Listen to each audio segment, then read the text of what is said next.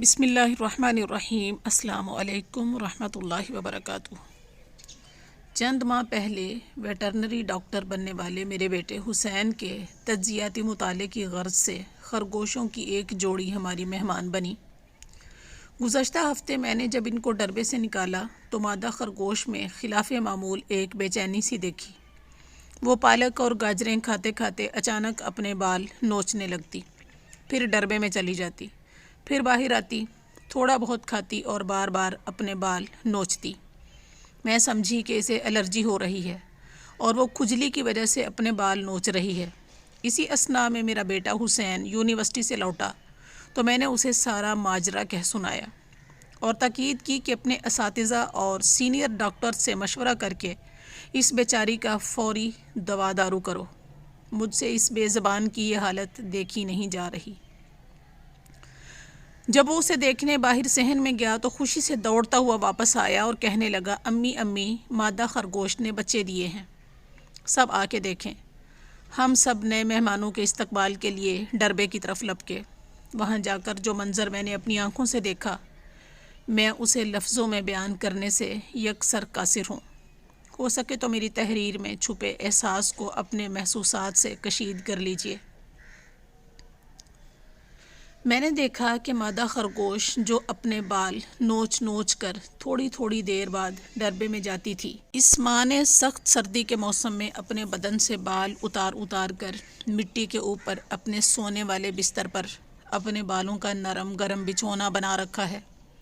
اور اپنے نوزائیدہ بچوں کو اپنے نوچے ہوئے بالوں کی فر میں لپیٹ دیا، کیونکہ ابھی اس کے بچوں کے جسم پر بال نہیں اگے تھے۔ سردی کے موسم میں انہیں ٹھنڈ لگنے کے اندیشے نے ماں کو مجبور کر دیا تھا کہ وہ اپنے بدن کے بال نوچ نوچ کر اپنے بچوں کو گرمائش پہنچانے کا بندوبست کرے۔ یہ منظر دیکھ کر میں اپنے جذبات پر قابو نہ رکھ سکی، لفظ گلے میں پھنس گئے، احساس کی حدت لیے صرف آنسو رواں تھے، کیونکہ ایک ماں ہونے کے ناطے اس بے زبان کی مامتا کی تڑپ سے میں واقف ہو چکی تھی، جان چکی تھی کہ اسے الرجی نے نہیں، مامتا کے انمول فدائی جذبے نے اپنے بدن کو بے بال کر کے اپنے بچوں کی خاطر خود کو سخت سردی کے حوالے کرنے پر مجبور کر دیا تھا۔ تب سے اب تک میں یہ سوچ رہی ہوں کہ کہنے کو یہ ایک جانور ہے، بے زبان جانور، جسے ہم نادان، بے عقل، بے شعور، ناسمجھ، نا عاقبت اندیش کہتے ہیں، مگر اس لمحے مجھے یوں لگا کہ یہ جانور نہیں، صرف ماں ہے، مامتا کے احساس سے سرشار ماں، اپنے بچوں کی خاطر سب کچھ سہ جانے اور قربان کر دینے والی ماں،